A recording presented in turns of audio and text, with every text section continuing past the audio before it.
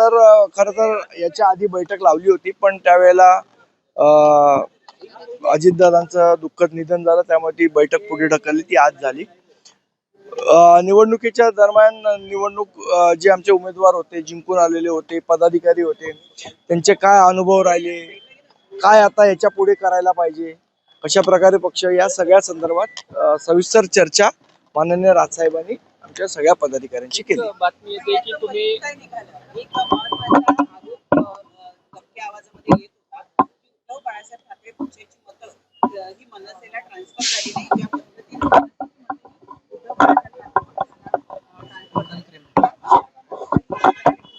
बऱ्याच गोष्टींवर चर्चा झाली आणि ती पक्षांतर्गत चर्चा होती. ती इथे कॅमेरा समोर सांगणं योग्य ठरणार नाही. दुसरा एक मुद्दा समोर येतो की मनसेकडून भाजपला मुंबईत समर्थन देण्यात आलेलं आहे महापौर पदाच्या निवडणुकीसाठी. काय त्यामध्ये तथ्य आहे?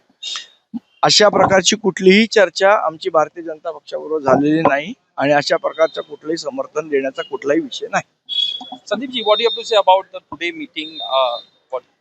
Today meeting was basically after the election.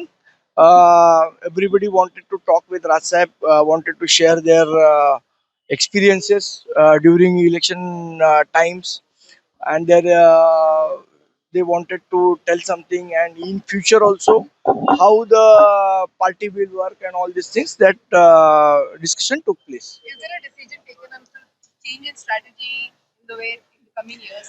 I think the strategy cannot be disclosed on the camera. Sandeepji, एक प्रश्न होता की तमिळ सेल्वन यांनी एक त्यांची धार्मिक रॅली निघाली होती. त्यामध्ये राज ठाकरेंनी मागे जे तमिळ नेत्याबद्दल मुळात असं आहे की तामिळ लोकांबद्दल बोललेलं नाहीत. तो जो कोण एक भारतीय जनता पक्षाचा नेता आलेला, त्यांनी जे काय वक्तव्य केलं त्याच्यावर बोललेले. याच्यामध्ये उगीच ते मराठी विरुद्ध तामिळ करण्याचा जो प्रयत्न तामिळ सेल्वन करतायत, मला असं वाटतं अत्यंत चुकीचं आहे आणि त्यांच्या डोक्यात प्रकाश पाडून द्यावा, किंवा भारतीय जनता पक्षाच्या नेत्यांनी त्यांच्या डोक्यात प्रकाश पाडावा. 36 तासामध्ये निश्चितपणे याच्यामध्ये दर काही दिवसांनी पक्षामध्ये बदल होत असतात, त्याप्रमाणे बदल होतील आणि निवडणुकीच्या अनुभवाने, निवडणुकीत मध्ये कोणी काम केलंय नाही केलंय, या सगळ्या गोष्टींची चर्चा आजच्या या बैठकीत झाली. तर 36 तासामध्ये 12 मुलं.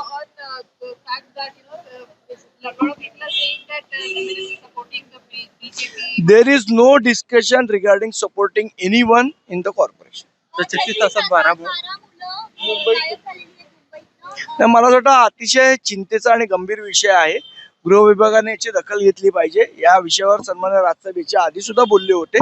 आणि का मुलं गायब होतात, याच्यापाठी कुठलं रॅकेट आहे का, काय आहे, मला असं वाटतं याचं गांभीर्यपूर्वक विचार हा केला गेला पाहिजे. Tamil Salvan is raising the issue of this Tamil and targeting that. See, whatever Raj Sahib had given statement in the Shivaji Park rally was regarding that particular person whose name was Annamalai. So it was nothing against the Tamil people. So Tamil Selvan is unnecessarily trying to create a dispute between